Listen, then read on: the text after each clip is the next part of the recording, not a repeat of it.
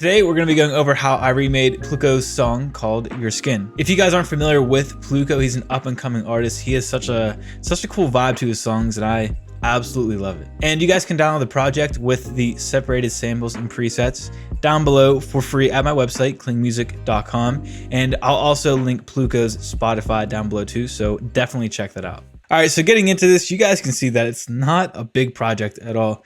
There's just a lead layer, a bass layer, and then some drums, and then a couple of effects. So we'll run through all of these. I'll go over the bass first, and then I'll follow up that with the lead. Here's what the bass sounds like by itself.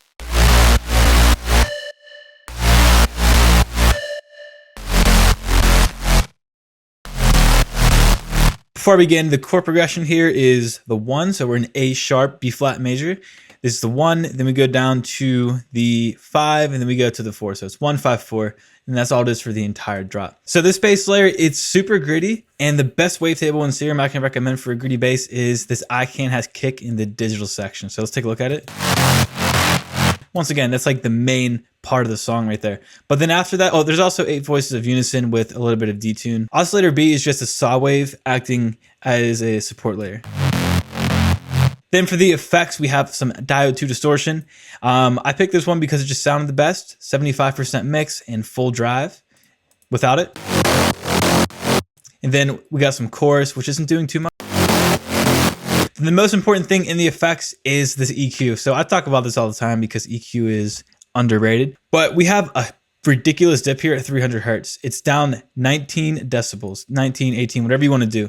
But take a listen to the bass with and without that. Here's without.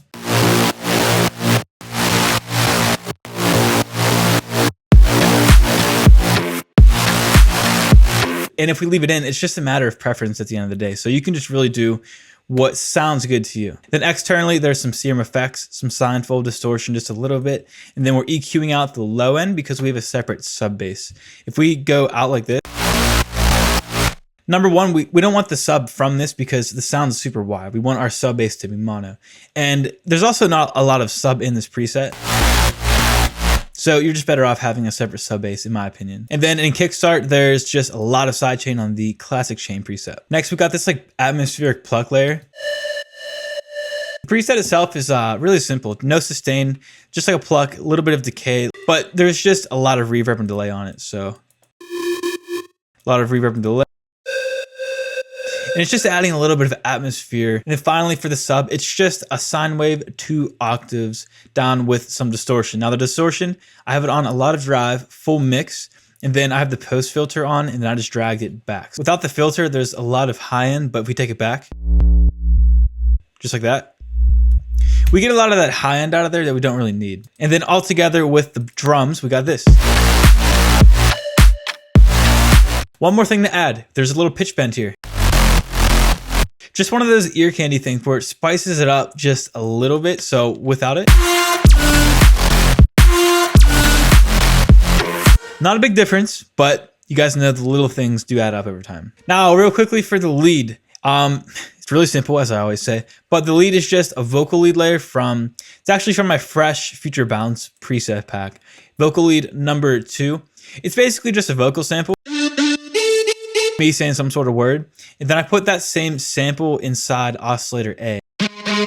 And I actually have a video of how to make these kind of vocal layers. I think I did it in Vital. I can't remember exactly. It was a while ago, but I'll link that above. You guys can check it out. It goes a lot deeper. You know, we could use a vocal sample, but I think putting it inside a synth and adding some of these effects just makes it sound a lot cooler. And this in particular is just being a layer to the actual recorded vocal.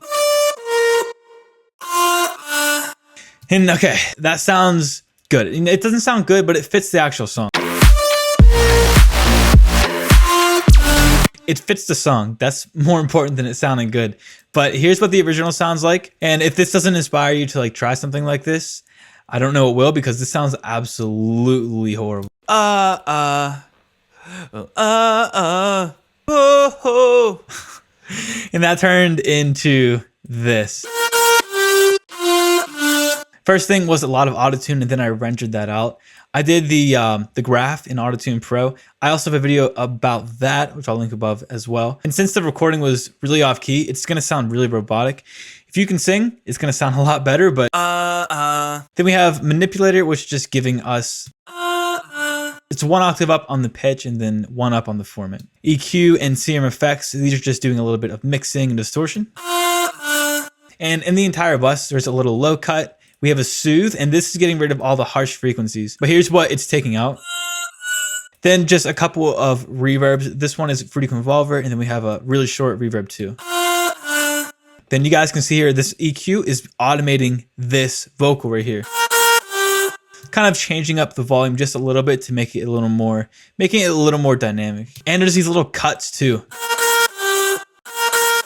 So I think that vocal layered with the synth vocal sounds really full and complete. And then for these drums, really simple.